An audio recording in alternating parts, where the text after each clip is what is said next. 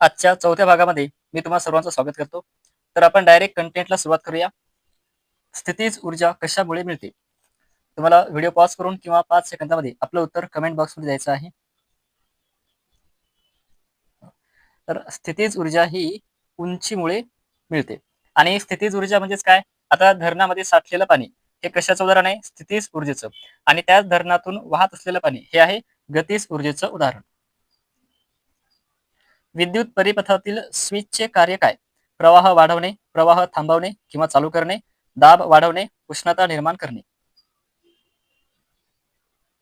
Switch याचं कार्य आहे पर्याय क्रमांक बी, प्रवाह थांबवणे किंवा चालू करणे.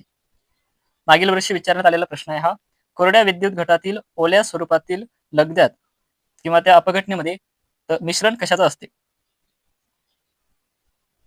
बरोबर उत्तर आहे पर्याय क्रमांक 1 ZnCl2 म्हणजेच झिंक क्लोराईड आणि NH4Cl म्हणजेच अमोनियम क्लोराईड. यामधला झिंक हा काय आहे? धातू आहे ज्याच्यावर +2 म्हणजे संयोजक किती आहे 2 आणि क्लोरीन हा अधातू आहे कारण तो 1 इलेक्ट्रॉन स्वीकारून त्याचा अष्टक पूर्ण करतो म्हणून क्लोरीन आहे अधातू. तर मिश्रण आहे zinc chloride plus ammonium chloride. पृथ्वी कोणत्या प्रकारचा चुंबक आहे? कायमस्वरूपी चुंबक, तात्पुरता, विद्युत, कृत्रिम. पर्याय क्रमांक ए कायमस्वरूपी चुंबक. हा देखील प्रश्न मागील वर्षी विचारण्यात आलेला आहे. सूर्याच्या वस्तुमानाचा 72% भाग रिकामी जागा आहे तर -% भाग हेलियम आहे. पर्याय क्रमांक 4 सूर्याच्या वस्तुमानाचा 72% भाग हायड्रोजन असतो तर 26% भाग हेलियम असतो. सूर्यापासून पृथ्वीवर ऊर्जा कशी येते? वहन, संवहन, विकिरण, संपर्क. पर्याय क्रमांक सी विकिरणच्या स्वरूपात. पाण्याची घनता सर्वाधिक कधी असते? हा प्रश्न महत्वाचा आहे मित्रांनो. 0°C, 4, 100.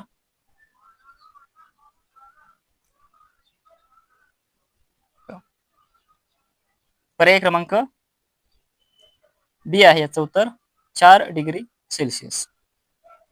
आवाजाचा पीच कशावर अवलंबून असतो? आयाम, वारंवारिता, वेग, अंतर. पर्याय क्रमांक बी वारंवारिता यावर आवाजाचा पीच म्हणजे तीव्रता अवलंबून असते. आणि आयामावर काय अवलंबून असते? तर आयामावर आवाजाचा कमी अधिकपणा हा अवलंबून असतो. बघा मित्रांनो, सिंहाची गर्जना आणि शिट्टीचा आवाज यामध्ये पीच कशाचा जास्त असतो? तर शिट्टीचा आवाज याची तीव्रता अधिक असते आणि सिंहाची गर्जना याची तीव्रता कमी असते. विद्युत ऊर्जा मोजण्याचे एकक खालीलपैकी कोणते? Watt, unit, volt, joule.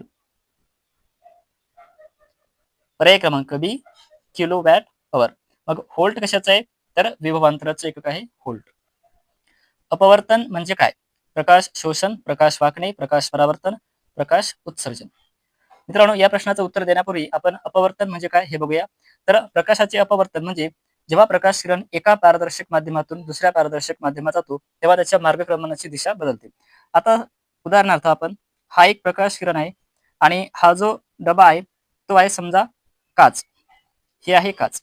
मग काचेचं माध्यम हे घन माध्यम असते, हे एक लक्षात ठेवा.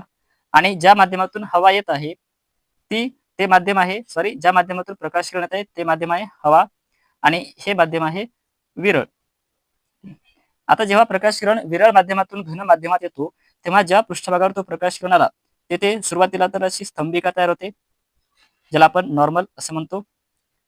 तर जेव्हा प्रकाश किरण विरळ माध्यमातून घन माध्यमात येतो तेव्हा तो त्याच्या मार्गक्रमणाची दिशा बदलते आणि तो स्तंभिकेकडे असा झुकतो. मग इथे काय झालं बघा, प्रकाश किरण असा या मार्गाने जायला पाहिजे होता पण तो काय झालं, विरळ माध्यमातून घन माध्यमात येताना स्तंभिकेकडे झुकला. म्हणजेच काय झालं, तर याचं उत्तर काय येईल? पर्याय क्रमांक बी प्रकाश वाकणे. मूळ द्रव्य म्हणजे काय? मिश्रण, संयुग, एकाच प्रकारच्या अणूंनी बनलेले पदार्थ की द्रावण. पर्याय क्रमांक सी एकाच प्रकारच्या अणूंनी बनलेले पदार्थ. संयुग म्हणजे काय? भौतिक मिश्रण, रासायनिक संयोगाने बनलेला पदार्थ, वायू, धातू. पर्याय क्रमांक बी संयुग म्हणजे रासायनिक संयोगाने बनलेला पदार्थ. पाणी विघटन केल्यास काय मिळते? म्हणजेच पाण्याचं विघटन किंवा डिकम्पोजिशन केल्यानंतर मिळणारे घटक मूलद्रव्य कोणते? पर्याय क्रमांक डी हायड्रोजन आणि ऑक्सिजन. या ठिकाणी मित्रांनो, पाणी हा जो घटक आहे, पाणी हा संयुग आहे म्हणजेच एक कंपाऊंड आहे आणि हा जो संयुग बनलेला आहे त्याचे घटक मूलद्रव्य म्हणजे हायड्रोजन आणि ऑक्सिजन.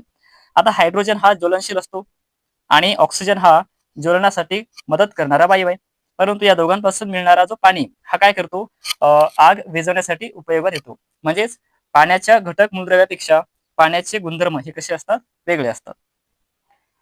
3 अंश सेल्सिअस तापमानाचा सेल्सिअस श्रेणीतील फरक हा फॅरनहाइट श्रेणीत रिकाम्या जागा इतका असेल.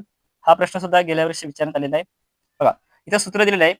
फरक काढण्यासाठी 0 अंश सेल्सिअस गुणिले 9/5. मग सेल्सिअस मध्ये दिलेली किंमत आहे 3. 3 गुणिले 9 27/5 आणि 27ला 5ने भाग दिल्यानंतर आपलं उत्तर येते 5.4. म्हणजे 5×5 = 25 उरले 2, तर दशांश देऊन 20 म्हणजे 5×20. क्षारांचा स्वाद कसा असतो? आंबट, कडू, गोड, तिखट. पर्याय क्रमांक बी, कडू. आंबट कोणाचा असतो तर आम्लाचा स्वाद हा आंबट असतो आणि आमदारीचा कडवट किंवा तुरवट. चुना पाण्यात विरघळतो का? पर्याय क्रमांक सी, चुना पाण्यात थोडा विरघळतो. आता इथे चुना आहे तर याचं जे रासायनिक सूत्र आहे, रासायनिक सूत्रावरून एक प्रश्न तरी आपल्याला येणार. तर चुना म्हणजेच कॅल्शियम ऑक्साईड आणि एक असतो चुनखडी. चुनखडीचं रासायनिक सूत्र आहे कॅल्शियम कार्बोनेट CaCO3 आणि या चुनखडीचा उपयोग कुठे होतो तर सिमेंट, चुना आणि काच उद्योगामध्ये होतो. लोखंडाला गंज का लागतो? बरोबर उत्तर आहे पर्याय क्रमांक बी, पाणी आणि ऑक्सिजन. आता गंजाचे रासायनिक सूत्र आपण मागील व्हिडिओमध्ये पाहिलेले आहे. गंजाचे सूत्र आहे Fe2O3.X हा धातूवर चढलेला स्थायी पदार्थ असतो जो तांबूस रंगाचा असतो. इंधन जळताना कोणती ऊर्जा मिळते? व्हिडिओ पॉज करून आपल्याला उत्तर द्यायचं आहे. पर्याय क्रमांक सी, उष्णता आणि प्रकाश ही ऊर्जा. हवा प्रदूषणाचा मुख्य वायू कोणता? बरोबर उत्तर आहे पर्याय क्रमांक सी, कार्बन मोनॉक्साईड म्हणजेच CO. प्लास्टिक कसे आहे? पर्याय क्रमांक बी, अजैव विघटनशील. याला विघटनाचा कालावधी याचा आहे हजारो वर्षे, कारण हा लवकर विघटित होत नाही. मीठ तयार होते कशापासून? तर मित्रांनो, मीठ तयार होण्यासाठी कोणकोणते आपल्याला घटक अगोदर पाहिजे, तर त्यासाठी सोडियम हायड्रॉक्साईड आणि HCl. इथे NaCl झालं, सॉरी, NaOH म्हणजेच सोडियम हायड्रॉक्साईड आणि HCl म्हणजेच हायड्रोजन क्लोराईड. आता सोडियम हा धातू आहे, याच्यावर एक प्लस संयोजन असते. बघा, सोडियम Na+ आहे आणि OH वर एक मायनस असते, हायड्रोजन एक प्लस, तर क्लोरीन एक मायनस. मग आता इथे सोडियम प्लस हा कुणासोबत बंध तयार करेल? क्लोरीन मायनस सोबत. मग इथे तयार होतो NaCl आणि उरला काय तर पाणी H2O. मग हा जो NaCl तयार झाला हा कशापासून तयार झालेला आहे तर NaOH पहा, एक प्लस एक मायनस हा काय आहे, हा क्षार आहे आणि ज्यामध्ये H+ असतो तो काय असतो, आम्ल. मग सोडियम क्लोराईड किंवा मीठ त्याला स्टेबल सॉल्ट असे म्हणतात. हा कशापासून मिळतो, क्षार आणि आम्ल. बघा, आम्ल आणि क्षार पर्याय क्रमांक सी. कार्बन डायऑक्साईड किंवा CO2 हा जड वायू आहे, कारण मी इथे दिलेला आहे, तुम्ही वाचून घ्या. तर याचा एक कारण आहे कार्बन डायऑक्साईड हा हवेपेक्षा जड असतो. धातूंचा चमकदार गुणधर्म कोणता? पर्याय क्रमांक सी, चमक म्हणजेच लस्टर. पाण्याचा उत्कलन बिंदू कोणता किंवा किती? बरोबर उत्तर आहे पर्याय क्रमांक सी, 100°C. रासायनिक अभिक्रियेत काय बदलते? वस्तुमान, ऊर्जा, पदार्थाचे स्वरूप की फक्त रंग? तर रासायनिक अभिक्रियेमध्ये पदार्थाचे स्वरूप बदलते आणि रासायनिक अभिक्रियेमध्ये हा बदल अपरिवर्तनीय असतो. म्हणजे एकदा फळ पिकल्यानंतर परत त्याचा रंग हिरवा होत नाही, त्याला आपण रासायनिक अभिक्रिया असे म्हणतो. मानवातील श्वसनाची सुरुवात कुठे होते? पर्याय क्रमांक बी, नाकावाटे अगोदर सुरुवात होते. रक्त शुद्ध करणारे अवयव कोणते? हृदय, फुफ्फुसे, मूत्रपिंड, यकृत. तर रक्त शुद्ध करणारे अवयव म्हणजेच मूत्रपिंड. पचनाची सुरुवात कुठे होते? तर जशी श्वसनाची सुरुवात नाकावाटे तशी पचनाची सुरुवात तोंडावाटे म्हणजेच तोंडामध्ये होते. आता आपण लहान आतड्याविषयी थोडी माहिती बघूया. बघा, इथे हा जो गुंडाळलेला भाग आहे हे आहे लहान आतडे, ज्याची लांबी ही किती असते, जवळपास 6 ते 7 मीटर असते. दातांचा प्रकार नाही असं विचारलंय. कर्तन, दाढ, कुत्री, नखदंत. तर प्रकार नाही तर तो नाही नखदंत.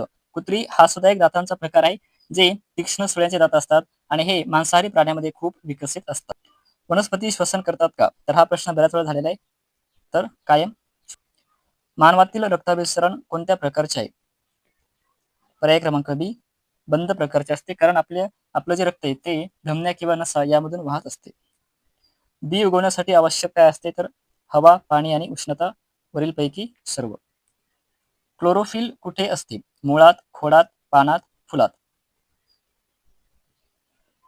पर्याय क्रमांक सी, क्लोरोफिल हे पानामध्ये असते, जे प्रकाश किरण शोषण्यासाठी मदत करते. वनस्पतींमध्ये पाणी वाहून येणारे ऊतक कोणते? हा प्रश्न तुम्हाला पाठ झाला असेल. तर पर्याय क्रमांक बी, झायलम किंवा जलवाहिनी. अन्न वाहून नेणारे ऊतक कोणते? पर्याय क्रमांक बी, फ्लोएम किंवा रसवाहिनी. मित्रांनो, व्हिडिओ कसा वाटला ते कमेंट बॉक्समध्ये नक्की सांगा. आवडला